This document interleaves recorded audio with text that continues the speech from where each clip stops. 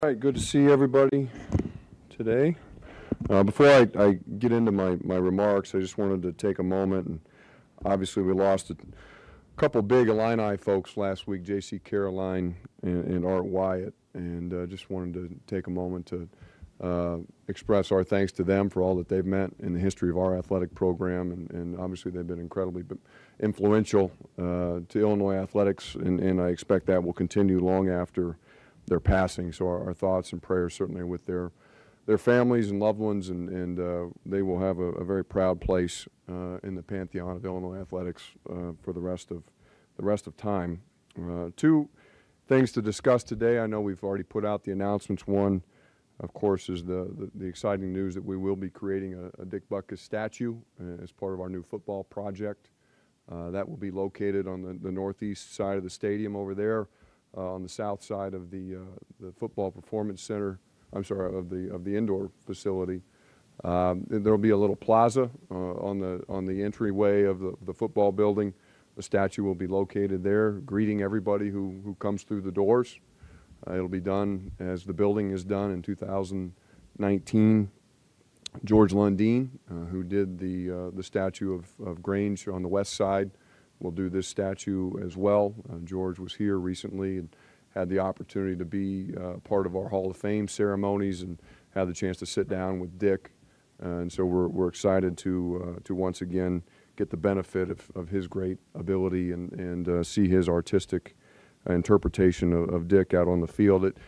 The reason for us is very simple. We've talked a lot with all of you and with many different people about perfecting that Illinois identity, wanting to understand who we are and how we represent ourselves. We've talked about it with the creation of the Hall of Fame. We've talked about it in the setting of several of our head coach hires. This is another great opportunity for us to solidify that Illinois identity. When you think about the University of Illinois, you think about Fighting Illini athletics, there's nobody who embodies that identity better than Dick Butkus. You think about toughness. You think about competitiveness. You think about loyalty, selflessness. All those things describe Dick Butkus. And so the opportunity to celebrate all that he has meant, certainly to this university, but also to the game of football in the form of a statue, was something that we were very, very excited about. We talked with Dick about this a year ago. We sat down with him when we brought him here on campus to tell him about the Hall of Fame. At the same time, we talked through the idea of a statue, and as you would imagine from Dick, those of you who've had a chance to spend some time with him, he was very deferential, very humbled. He was more concerned about making sure that we celebrated his teammates than he was about celebrating himself. And I think that in and of itself is a great example of why he's the perfect person to have a statue greeting everybody who comes in and out of that new football performance center. I've had a lot of highlights since I got to come onto this job a year and a half or so ago. None of them, I think, has been as enjoyable for me as having a chance to build a relationship with Dick. And so I'm very grateful to him for our friendship and look forward to continuing to celebrate him and keep him engaged with this program as we go forward. In terms of the nuts and bolts of it, we'll be working with George on the design. Anything that you might see now is purely in draft form. There's nothing to put out there. So we're working with Dick and with George to make sure that we get a design that everybody likes and enjoys, that I think embodies some of those qualities that we talked about: toughness, competitiveness, certainly the way that Dick played on this field with reckless abandon. We want that to try and come through in the statue itself. We will have some future announcements related to the statue in terms of design, in terms of gifts. We have had a handful of people step forward in support of the project, and we're excited to honor them for their generosity at the appropriate time. But this is a great opportunity for us to celebrate a big part of our Illinois athletic tradition and certainly Illinois football. And so grateful to Dick for agreeing to be a part of it. It'll, of course, be a very different process than we went through with Red. Having Dick still alive and able to be an active part of this process, to be there as we unveil the statue, I think will be incredibly meaningful for his family, certainly meaningful for the Fighting Illini family as well. And so we're very much looking forward to having him back here and celebrating his great legacy when we unveil the statue for the first time. The second announcement is the rebirth, if you will, of the Missouri football series. We announced that this morning. It's a 4-game series starting in the year 2026. I know it's a little anticlimactic. The creation of this series doesn't start for 9 years. Just the reality of the world that we live in now with how far ahead of time we are scheduling football games. Obviously, it's a great rivalry for us, a chance to play an SEC opponent. As I think I said in the quote as part of the release, as we continue to grow this program, we need to project our schedule accordingly and be sure that we are building a stronger and stronger schedule as we move forward.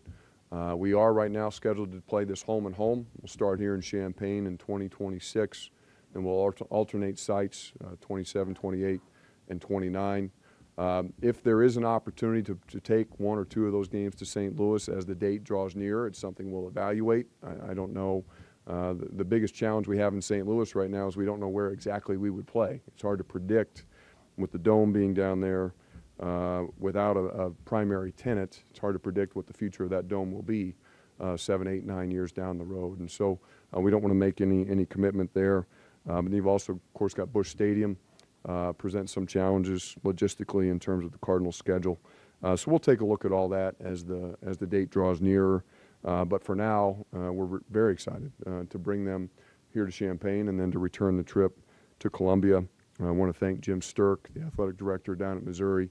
We first talked about this at a meeting around the bragging rights game last December, and the conversation has progressed from there. And so we're very grateful to them for the partnership and look forward to a great series with them.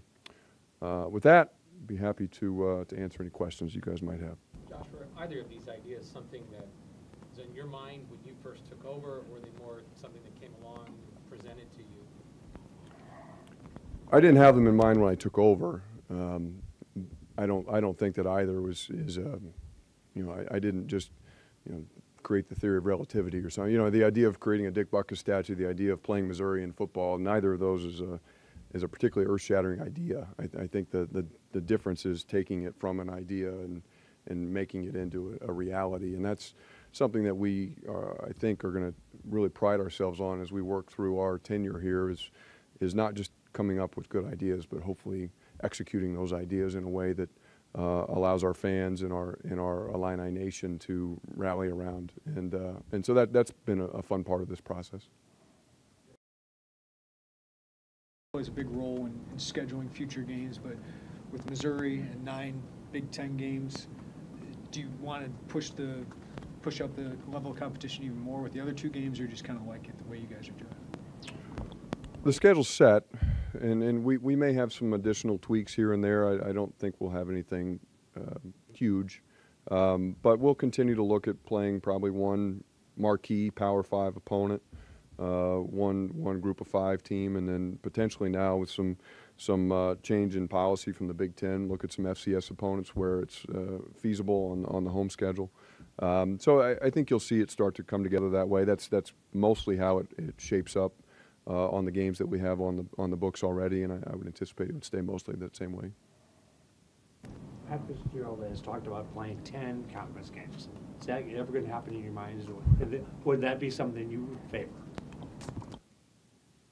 I don't know. That's one that I haven't given a lot of thought to. I didn't know that is a position that Pat had put out there. I do think that we're fortunate in the Big Ten to have what I consider to be the most vibrant conference in the country, and it's the same perspective I brought when we started talking about playing 20 conference basketball games. Is we've got all these great schools here. Are we cheating ourselves out of an opportunity by not playing them as regularly as we would like? 10 games is a lot of games, but I think if that comes after some thought and intentionality around it, and there's great consensus that makes sense, then I would certainly be a happy participant in that conversation.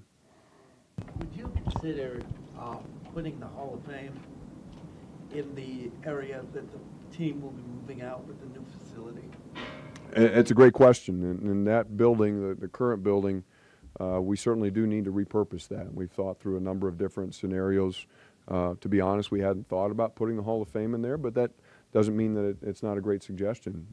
We continue to brainstorm different solutions for the physical incarnation of the Hall of Fame, and we've got some different thoughts. But that's an interesting one, and one that we should add to the list. Next thing with Lovey, will you meet with him postseason to kind of evaluate, and also will there be talk about staff changes then with you and him? Lovey and I meet twice a week right now. We meet Sundays, Mondays, and then I usually try and make it out to at least one practice, and then of course I see him over the course of the game, either on travel or after the game immediately. So we're in regular communication. I think we will certainly sit down when the season's over and debrief about the year as a whole, and we'll go from there. You said living through a rebuild season, or whatever you want to call this, is more difficult than actually knowing it beforehand. But what would you tell fans about this program right now after this tough season? I think the message for me is don't waver. Don't falter in your belief. We have to continue to believe in what's happening here. And really building a major college Power 5 football program, it's a test of wills. It's a test of internal fortitude. It's so often I think people fail to cross the finish line when they have a particular goal because they stop running. We can't stop running. We have to continue to believe in what's happening here.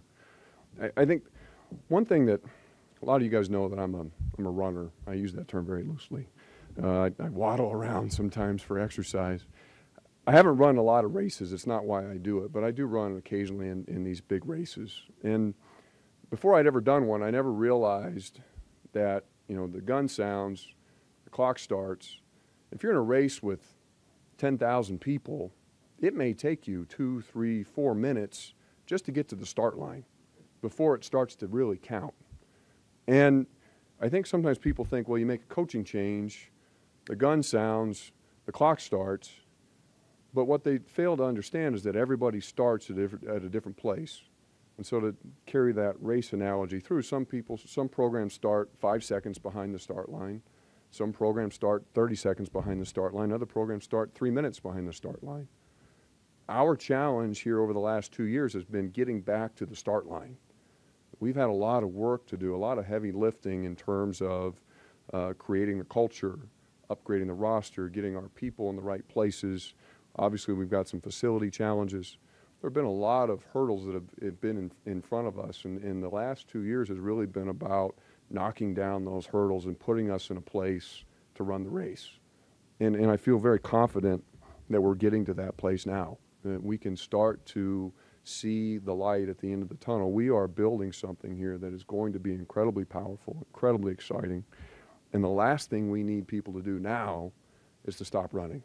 We have to continue the course. We have to force ourselves to be disciplined in our thinking, to continue to be positive. There's a lot of great stuff that happened out on that football field this year. You can put great 18-year-olds out there, and they're still going to get their tails whipped by average 22-year-olds. That's the nature of football. We played more young players than any team in the country in significant roles, as starters, as reserves. And then you add on top of that that a whole bunch of them got hurt and weren't able to play significant minutes the way that we'd like them to. So there's a lot of good things that are happening with Illinois football right now. You add on top of that our facility, the re-engagement of our alumni. There's a lot of pieces to this puzzle that have fallen into place here over the last 12 months in particular that I think we can all feel very good about as we head toward the future of Illinois football. And so if I have a message, do not waver. Believe in what's happening here. Continue to be a part of the process. And I promise you that when we get through the finish line, it will feel that much better because people have chosen to be a part of it from the beginning. You got the Green statue and you're going to have the Butkus statue. Are there other individuals on your radar that might be statue-worthy down the road? It's an interesting question. If I had a list, Mark, I don't know that I would share it with you, with all due respect.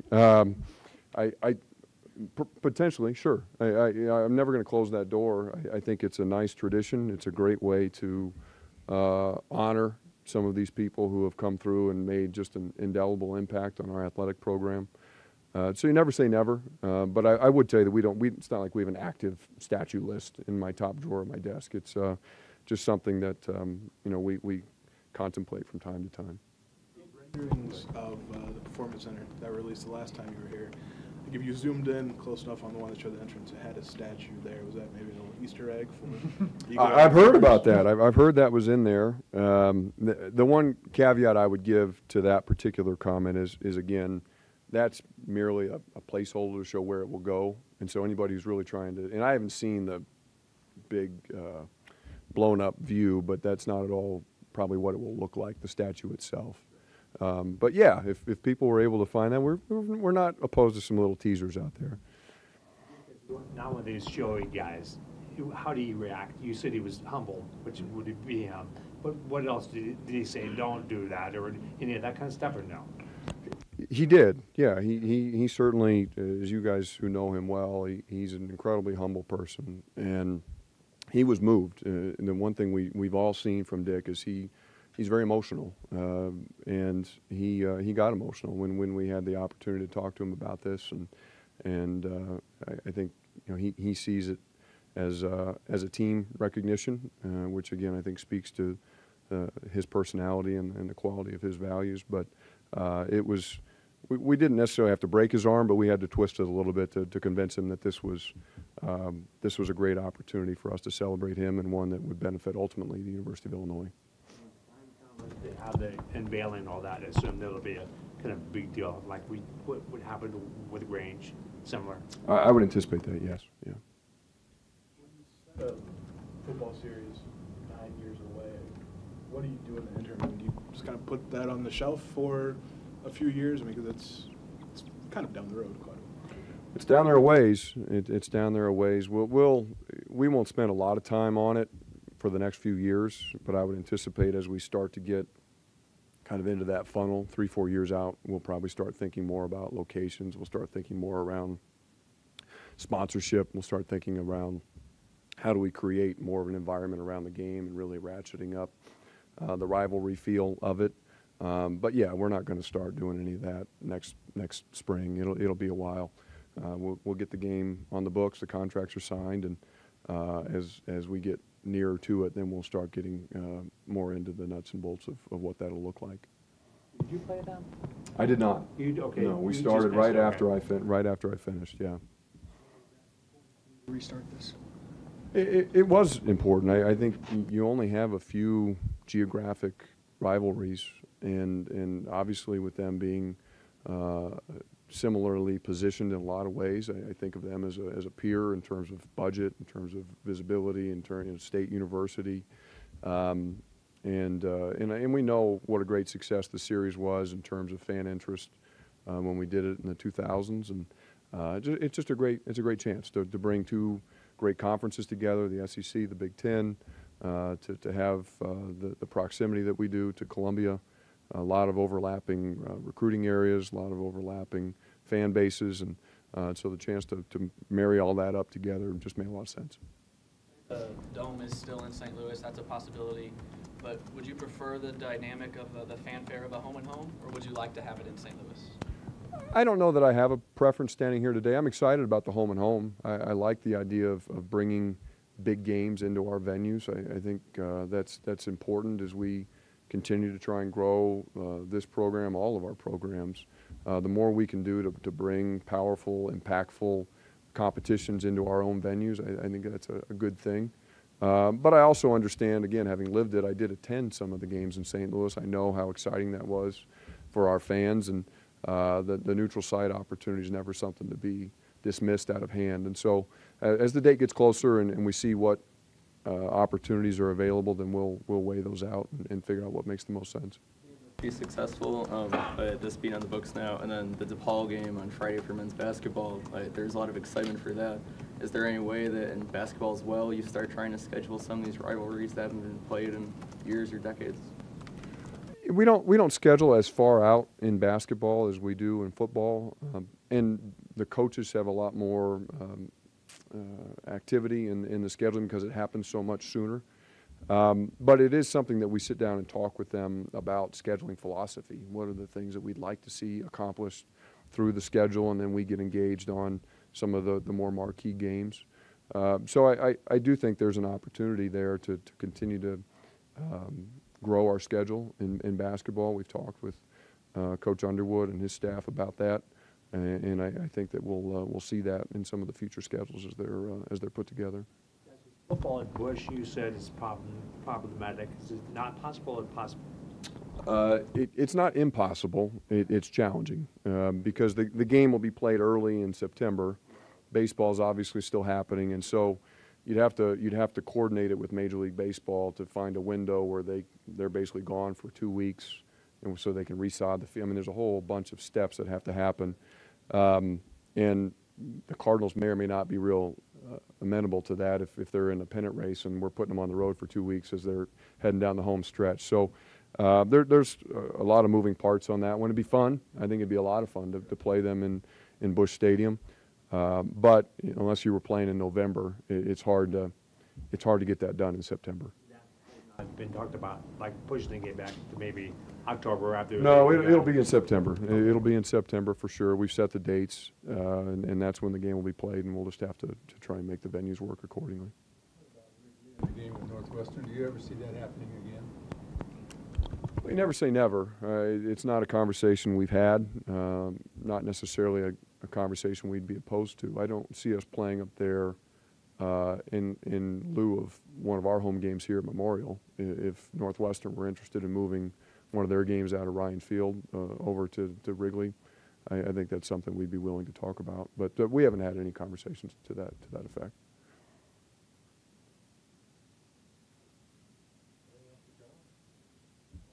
Thanks, everybody.